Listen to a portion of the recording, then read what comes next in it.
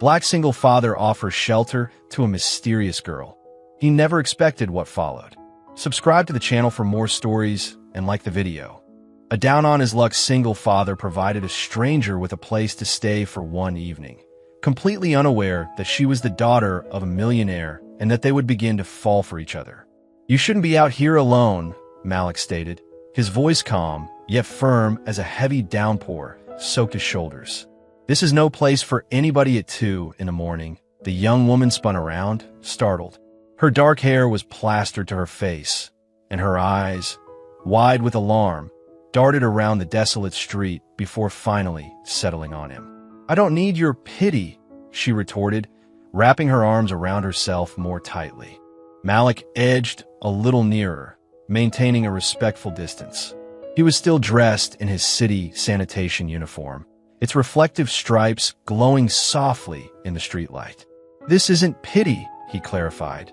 "It's an offer of a warm, dry place, away from strangers who might have knives." The woman paused. Her lips were trembling, and not just from the chill. He noticed the tremor in her fingers and the way she glanced toward the shadowed end of the street, as if she was expecting someone, or perhaps dreading their return. "What happened to you?" he asked, his tone softening. She looked down at the pavement. I got robbed. My phone's dead. They took my bag." Malik allowed a moment of silence to pass before he let out a long breath. "Is there someone you need to call?" She shook her head. "I don't want to speak to anyone. I just need somewhere safe to wait until the sun comes up." Malik considered his options. His first instinct was to keep walking. He had his 6-year-old daughter at home. He couldn't afford to take risks. Yet, something in the way she stood there, a mixture of trembling pride and genuine fear, compelled him to act.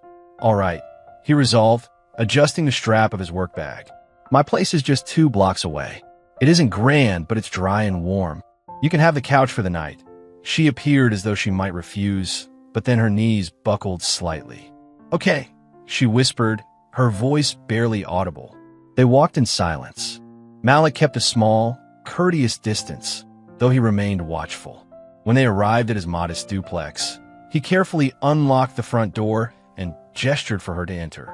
The home was dimly lit and tidy, but clearly occupied, with a shelf of children's books and a little pink backpack by the door. "You can leave your shoes there," he said, pointing to a mat. "The sofa is all yours. You'll find an extra blanket inside that closet." She nodded silently, using her sleeve to wipe rainwater from her face. Malik went to a small room at the back of the house, which was crowded with boxes. He placed his wallet and keys inside a locked drawer, a habit born not of suspicion, but of a life that demanded caution. He returned carrying a blanket, a fresh towel, and a dry sweatshirt. "The bathroom is on your right," he told her, handing her the items. "Feel free to take a shower. The water takes a minute to heat up." She accepted them with both hands, her eyes flicking to his face, puzzled by his quiet generosity. "Why are you doing this for me?" she finally asked. Malik rubbed the back of his neck. "Because you looked like you were in trouble, and I'd want someone to do the same for my daughter if she ever needed help." The woman seemed to flinch at the mention of a daughter, but said nothing. While she was in the bathroom, Malik scribbled a quick note and set it beside a cup of water he had warmed in the microwave. Then, as quietly as possible, he slipped down the hall and into the bedroom he shared with his little girl. Ayana emerged from the bathroom 20 minutes later, wrapped in the oversized sweatshirt. The house was silent. On the coffee table next to the couch, she found the folded blanket, the mug of warm water, and the note. It read, "If you need to call someone, the landline is on the wall. Feel free to get more blankets from the closet. Please keep the door to the hallway closed. My daughter is a light sleeper." She gazed at the note for a long time, her fingers brushing against the warm ceramic of the cup. The heat seeped into her skin, and for the first time that night, she experienced a feeling that had been absent for days: safety. She curled up on the couch, pulled the blanket over herself, and drifted off to the sound of the rain softening outside. The man who had taken her and hadn't asked for her name, nor had he offered his.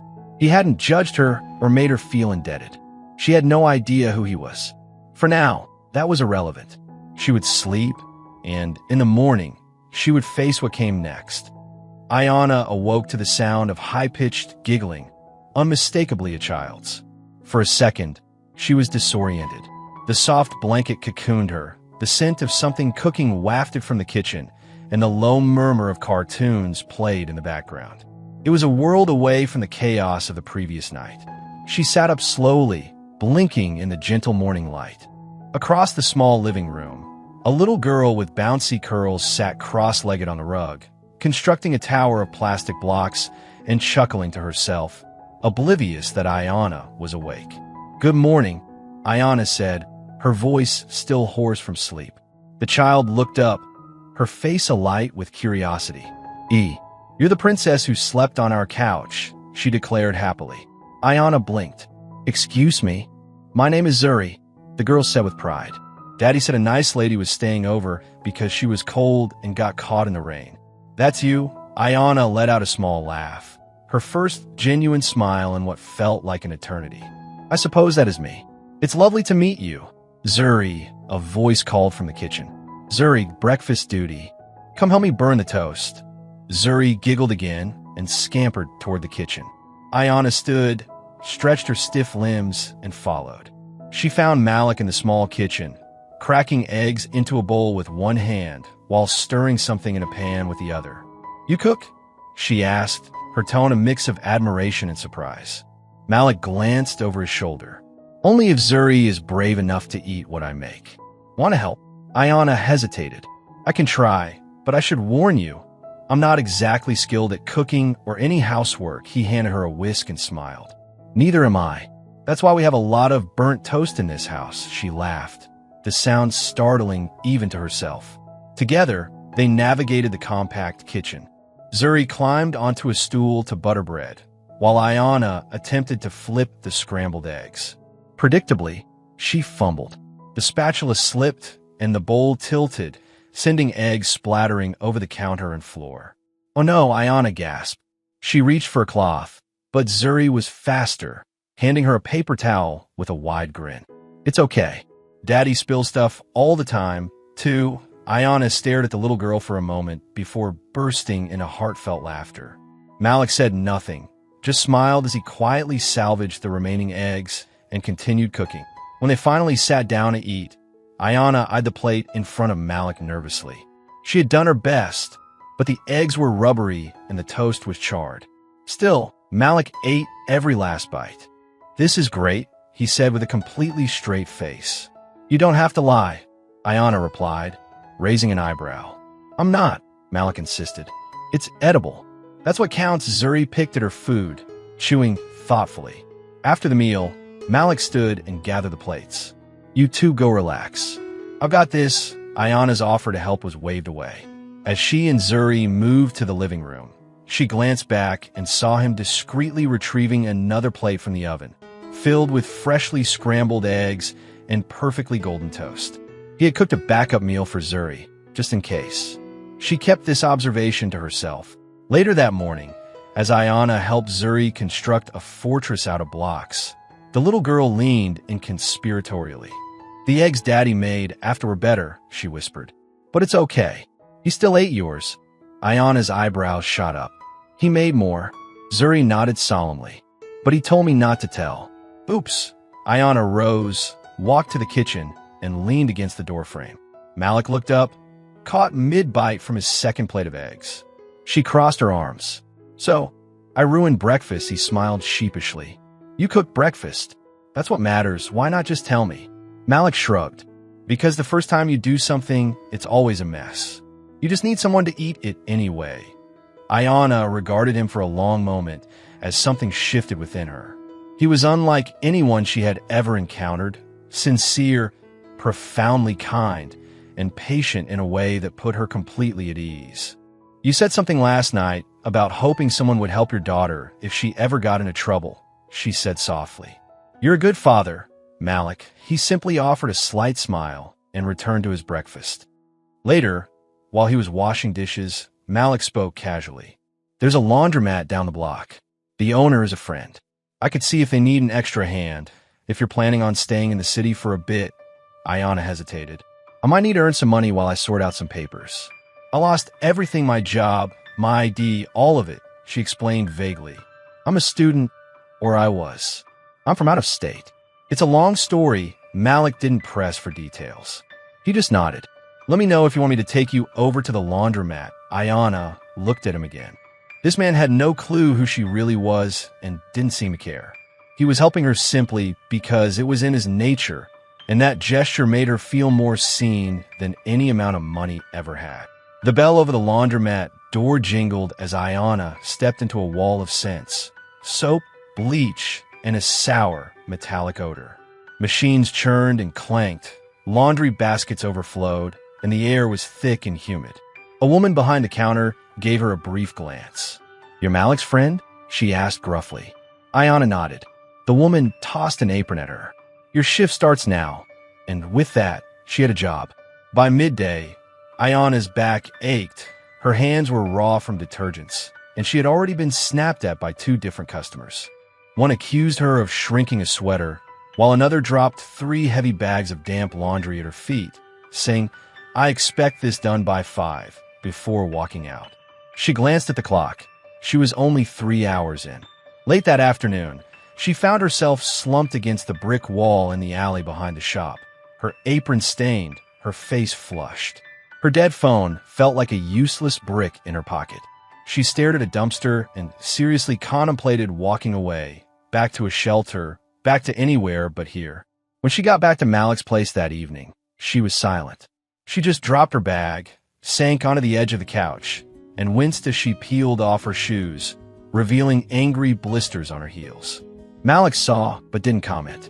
The next morning, Ayana woke to find a pair of clean, white sneakers sitting by the door. There was no price tag, no note, and they were definitely not hers. She picked one up. It was lightweight, sturdy, and exactly her size. Tucked inside one shoe was a small, folded piece of paper. It said, "I figured your feet deserve better. If you're going to walk away, at least don't walk in pain." She stood there for a long time, holding the shoes. Then, she put them on. When Malik came home from his night shift, she was in the kitchen, already making toast. "You didn't leave," he observed. "I was close," she admitted. "But your guilt trip shoes worked," Malik smirked. "They weren't meant for guilt. They were meant to say you have a choice. That's all." Later that week, she groaned while folding a mountain of towels. "I've never been this exhausted," she muttered, rubbing her sore neck. "And I used to complain that yoga was hard." Malik looked up from sorting a laundry bag. "You're earning something real now." She shot him a weary look. "You mean chronic back pain?" "I mean the freedom that comes from your own hard work," he said. "Even when your hands get dirty, what you earn is yours. Nobody can take that away."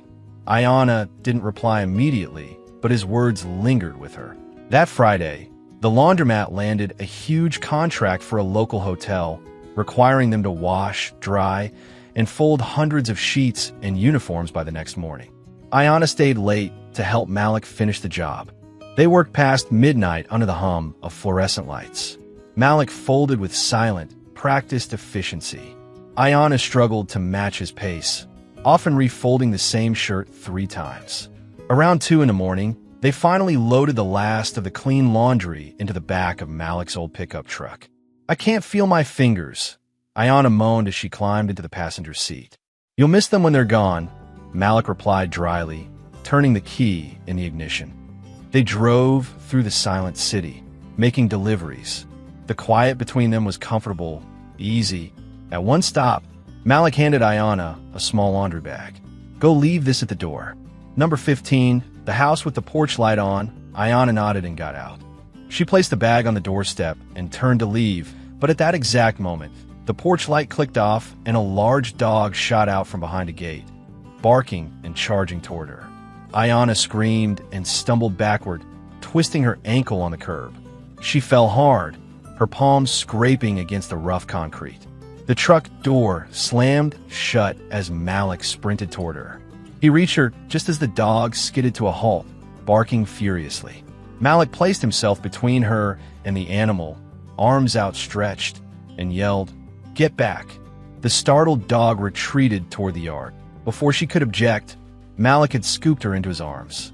"I told you to wait in the truck," he snapped as he carried her back. "I thought I could handle 1 bag of laundry," she mumbled, clutching her throbbing wrist. He set her down gently inside the truck and slammed the door. "Damn it, Ayana," he said, his voice raw as he ran a hand down his face. "I said to stay put. It's just a scrape. I don't care about the scrape," he cut in fiercely.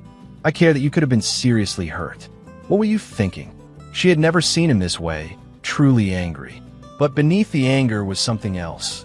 Fear. She looked at him, and her eyes suddenly filled with tears, not from the pain in her ankle, but from an overwhelming wave of emotion. "No one has ever yelled at me because they were scared for me," she whispered. Malik leaned back, the tension in his shoulders finally easing. "Well," he said quietly, "you're in the wrong house now." Ayana wiped at her tears and let out a wet, broken laugh. And for the first time, this didn't feel like just a house anymore. It felt like something else entirely, something a lot like home. Ayana was folding towels behind the counter when a necklace tumbled out. It was a delicate, thin gold chain with a single brilliant blue stone that captured the light like a drop of liquid fire. She had stashed it deep inside a pocket of her duffel bag, wrapped in an old sock, hoping to forget it existed. But somehow, it had found its way into a load of laundry. She froze the instant she saw it resting atop a pile of clean white linens. Before she could snatch it, Malik walked by, stopped, and looked down, his eyes fixed on the piece of jewelry. For a long moment, he was silent. Then, his gaze slowly lifted to meet hers. She held her breath. "That," he said quietly, "is not something a broke student carries around." Ayana hesitated before quickly grabbing the necklace and shoving it into her back pocket. "I forgot I had it," she mumbled. "Who is it from?" Malik asked, his voice low and serious. Ayana remained silent. Malik took a step back, his expression hardening. "Who are you, really?" Ayana swallowed, the silence in the room now deafening. "I'm someone who walked away from a world where love is the only thing that doesn't have a price tag," she said at last. "That's all you need to know." He stared at her, his jaw tight. "You lied to me. I didn't lie. I omitted things." Malik's voice dropped to a near whisper. "That's the same thing." Ayana's lips trembled, but she turned away, her hands shaking. "Do you have any idea what it's like to be watched every second of your life? To be told who to love, where to go, what to become?" "No," Malik said coldly. "But I know what it's like to be honest with someone who isn't being honest back." They stood in a tense standoff, the hum of the machines filling the space between them. Before either of them could say more, the front door swung open. A man in a leather jacket and a baseball cap entered, holding up a smartphone, his eyes locked on Ayana. "There she is," he muttered, raising his phone. Ayana's breath hitched. The man snapped a picture. "You've been off the grid for 5 days, sweetheart. Your daddy's offering 6 figures for information on your whereabouts." Malik stepped forward. "Hey, get out of here. Relax, man. I'm just doing my job," the man said, snapping another photo. Panic seized Ayana as she backed away. Malik moved with lightning speed. He grabbed her by the arm and pulled her toward the rear exit. "Go now." They burst through the back door and ran until they reached his truck. "What about Zuri?"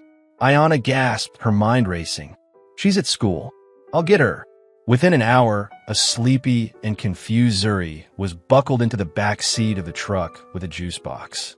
Ayana watched in a daze as Malik drove not to their home, but to the house next door, to his neighbor, Miss Lindive. "She'll keep her safe," Malik explained. "You trust her." "With my life," he replied firmly. Miss Lindive opened the door before he even knocked, giving a silent, understanding nod. "Come on in, baby. I'll look after the little one." Malik leaned down and kissed Zuri's forehead. "You're going to stay with Grandma Lindive for a bit, okay?" Like a sleepover, Zuri nodded. "Okay, Daddy."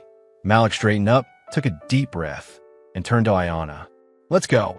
They drove out of the neighborhood and didn't speak until they were on the outskirts of town.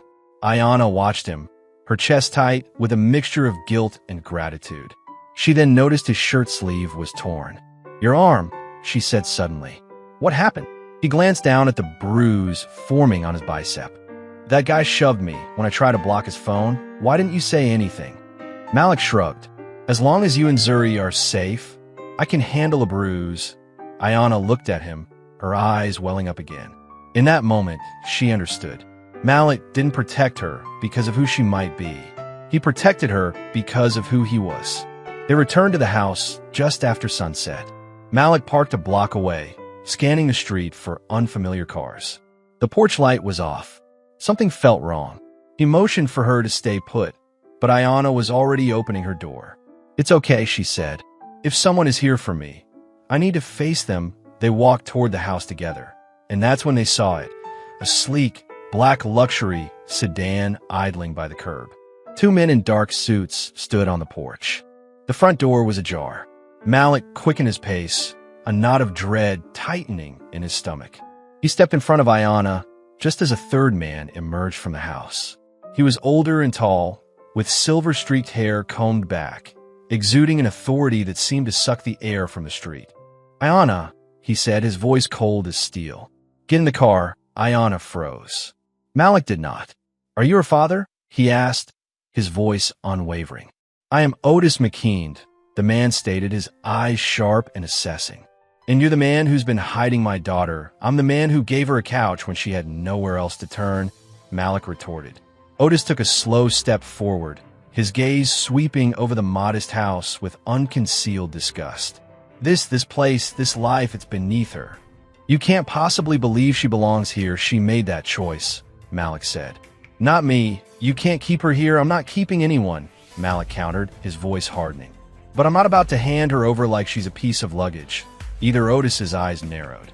"You don't know who she is." "I don't care who she is," Malik shot back. "I know what kind of person she is, and I know she's safe with me." Ayana stepped between them, her voice surprisingly steady. "Dad, stop. You've made your point," Otis said, gesturing toward his man.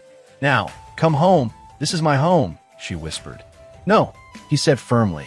"This is where you ran to. It is not where you belong." Malik turned to Ayana.